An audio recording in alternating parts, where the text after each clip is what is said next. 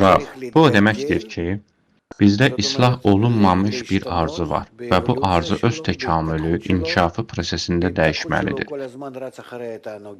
İnkişaf prosesi zamanı bu arzu daim həzlərin arxasınca qaçır və elə bir vəziyyətə çatır ki, həzlərin dalınca qaçmaq artıq onu doldurmur. Əksinə, hər cür bəla və problemlər gətirir. Əzabın bir hissəsi özünü doldura bilməməkdən yaranır.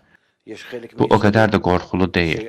Əzabın başqa bir hissəsi isə təkcə doldura bilməməkdən deyil, həm də dərin nöqsanların dərkindən doğur.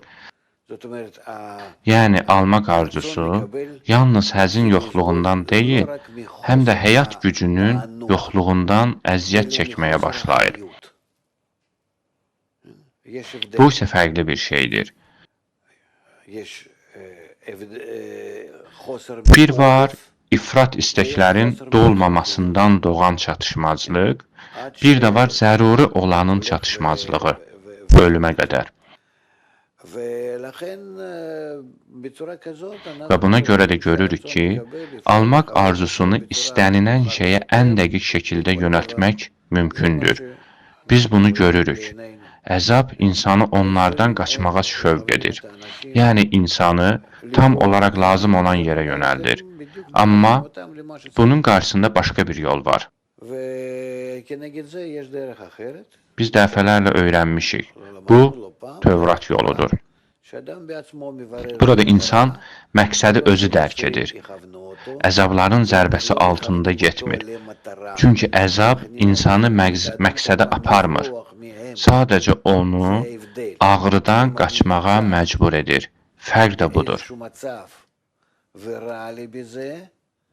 Əgər mən hansısa bir vəziyyətdəyəm və orada özümü pis hiss edirəmsə, ondan qaçıram. Çünki bu vəziyyət məni itələyir. Mən ondan müəyyən bir məsafəyə qaçıram. Ağrını artıq hərəkətverici güc kimi hiss etmədiyim nöqtəyədək uzaqlaşıram. Bu mənə bəs edir. Dayanıb qalıram. Sonra yeni vəziyyətdə yenidən bir hal yaranır və mən ondan növbəti vəziyyətə qaçmağa məcbur edən yeni bir təkan lazım olur. Və beləliklə mən daim sadəcə əzabı hiss etməmək üçün bir məsafə seçirəm. Ağrısız. Və beləliklə hərəkət edirəm.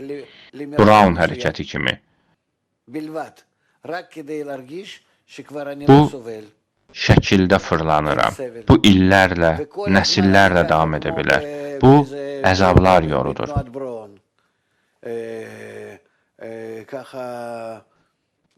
Amma Tövrat yolu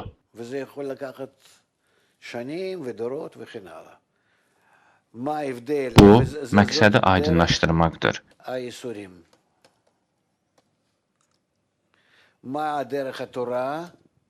Və onda mən sağlam, düz yolla gedirəm.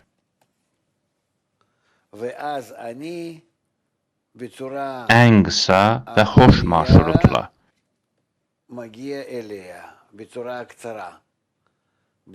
125 pillə ilə. Bax, budur mənim etdiyim.